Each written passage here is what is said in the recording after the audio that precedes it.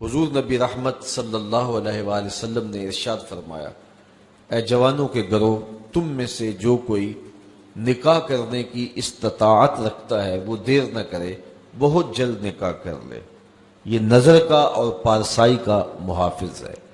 اور اگر تم میں سے کسی کو نکاح کرنے کی فی الحال توفیق نہیں ہے، اس کی استطاعت مالیہ میسر نہیں ہے، تو پھر وہ کثرت کے ساتھ روزے رکھے، چونکہ روزے نفسانی خواہشات کو توڑتے ہیں، آرزوؤں کو ختم کرتے ہیں۔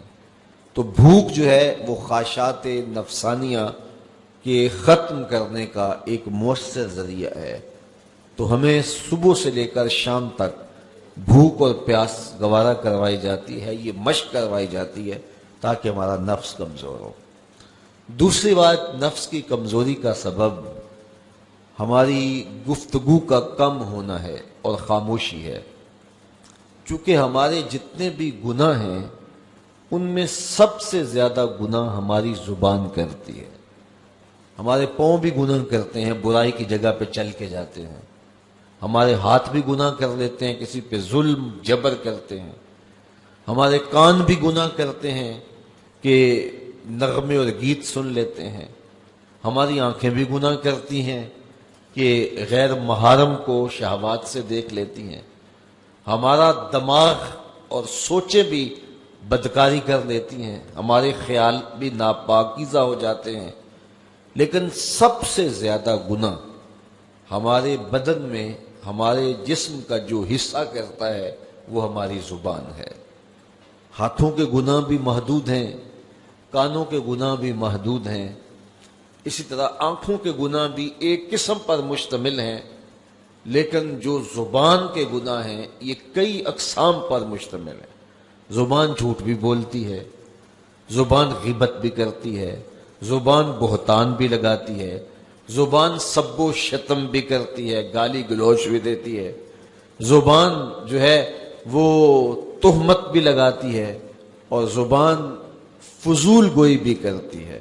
تو اس زبان کے بہت سارے فتنے ہیں، اس لیے اس زبان کو 32 دانتوں میں جکڑ کے رکھا گیا ہے، لیکن اس کے باوجود یہ بے قابو ہو جاتی ہے۔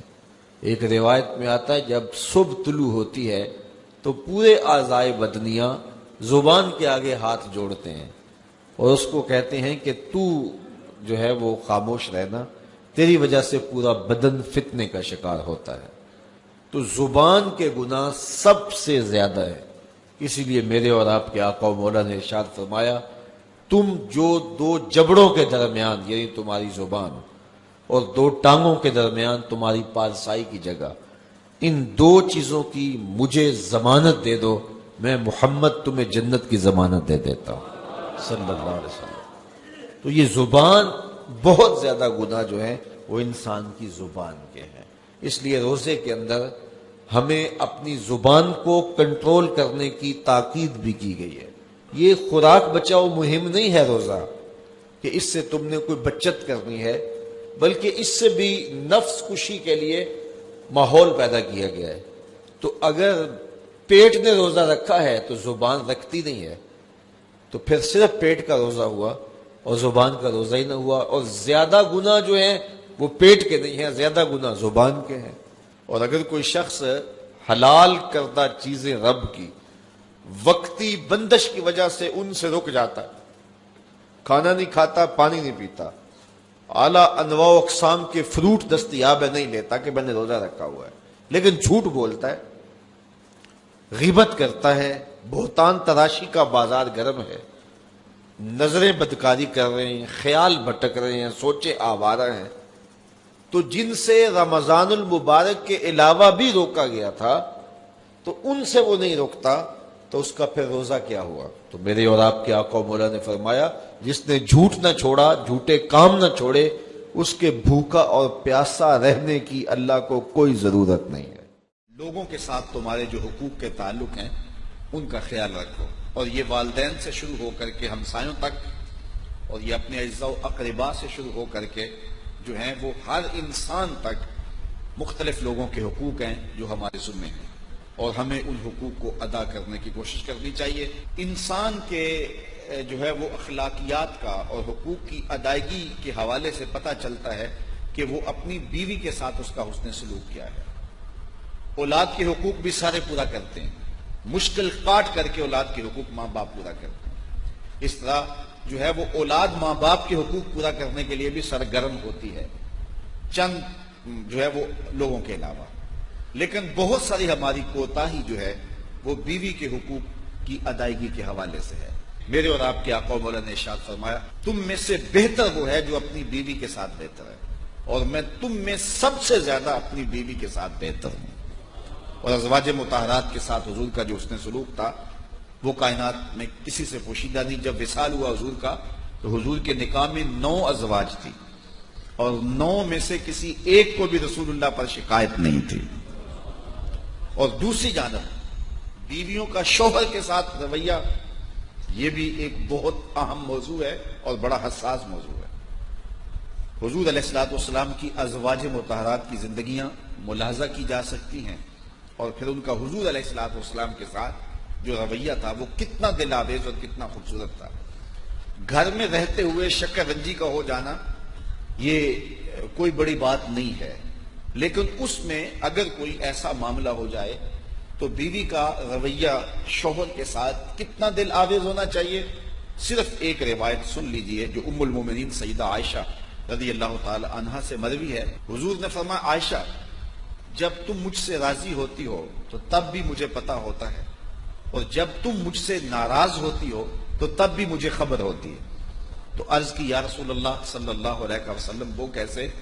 فرمایا، جب معاملے رضا والے ہوتے ہیں تو باتوں میں بات چلتی ہے اور قسم کی نوبت آتی ہے تو تم کہتی ہو لا ورب محمد، مجھے محمد کے رب کی قسم صلی اللہ علیہ وسلم۔ اور جب کوئی شکر رنجی ہوئی ہوتی ہے اور پھر باتوں میں قسم کی نوبت آ جائے تو تم قسم کی نوبت جب آئے تو کہتی ہو لا ورب ابراہیم، مجھے ابراہیم کے رب کی قسم۔ تو اس وقت مجھے پتا ہوتا ہے کہ اب طبیعت میں کوئی ملال ہے۔ تو حضور علیہ السلام نے جب یہ ارشاد فرمایا تو ام المومنین نے عرض کی، ما احجرو الا اسمک، حضور نام چھوڑتی ہوں دل میں آپ ہی بستے ہیں۔ اب مجھے بتائیے یہ کتنی حساسیت ہے کہ جب حضرت عائشہ رضی اللہ تعالیٰ عنہ کا حضور سے کوئی ایسا معاملہ ہو جاتا ہے تو اس ناراضگی کی خبر پورے محلے کو نہیں ہوتی، اس ناراضگی کی خبر جو ہے وہ پورے سسرال والوں کو، میکے والوں کو نہیں ہوتی، ہمسایوں کے ساتھ باتیں نہیں ہوتی کہ آج کل ہماری تلخی چل رہی ہے، بلکہ اتنا باریک پیرایا ہے ناراضگی کے اظہار کا کہ بس جب قسم کی نوبت آئے تو لا ورب محمد کی جگہ لا ورب ابراہیم کہا جاتا ہے۔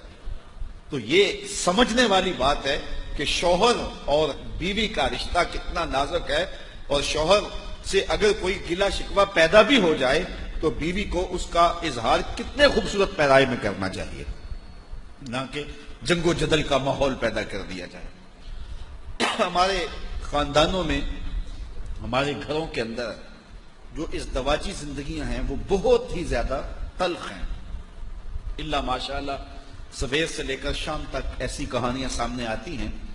یہ شکوہ ہوتا ہے بہو کو کہ مجھے ساس اچھی نہیں ملی، اور یہ شکوہ ہوتا ہے نندوں کو کہ ہمیں بھابھی اچھی نہیں ملی۔ میں نے اس کو مان لیا، میں تسلیم کر لیا۔ میں کل بھی کسی کو کہہ رہا تھا، میں نے کہا یہ تسلیم کر لیا کہ تمہیں ساس اچھی نہیں ملی، لیکن تم عزم کرو کہ جب میں ساس بنوں گی تو اچھی ساس بنوں گی۔ لیکن یہ نہ ہو کہ کل تو شکوہ کرے کہ مجھے آج بہو اچھی نہیں ملی، جو شکوہ آج تیری ساس کو تیرے ساتھ ہے اور جو تو کہہ رہی ہے، تو ایسا نہ ہو۔ اس انداز سے یہ ایک ایک ادا نوٹ کرتی جا کہ ساس میں کیا کیا کوتاہی ہوتی ہے جس سے بہو اذیت میں ہوتی ہے، یہ نوٹ کرتی رہے۔ کل تو نے بھی ساس بننا ہے، تو اچھی ساس بن کے دکھانا۔ اور میں نندوں کو بھی کہتا ہوں، آج تمہیں بھابھی اچھی نہیں ملی، لیکن تم نگاہ میں رکھو کہ کون کون سی غلطیاں ہوتی ہیں جو ہے وہ اذیت کا سامان ہوتی ہیں، اور کل تم نے بھی کسی کی بھابھی بننا ہے اور کسی کے گھر جانا ہے۔ اتنی خوبصورتی کے ساتھ تم زندگی گزارنا کہ لوگ آشش کریں۔ تو یہ کیا شکوہ ہے کہ مجھے ساس اچھی نہیں ملی، مجھے جو ہے وہ بھابھی اچھی نہیں ملی؟ تو اگر یہ تمہارے ساتھ حادثہ ہو گیا ہے تو پھر تم جو ہے وہ کسی اور کے ساتھ یہ حادثہ نہ ہونے دینا۔ اور یہ کوشش کرنا کہ اچھے انداز سے آگے بڑھیں۔ قرآن سنا کر دم لینا، اب رکنا نہیں، اب تھمنا نہیں، فردوس میں جا کر دم لینا،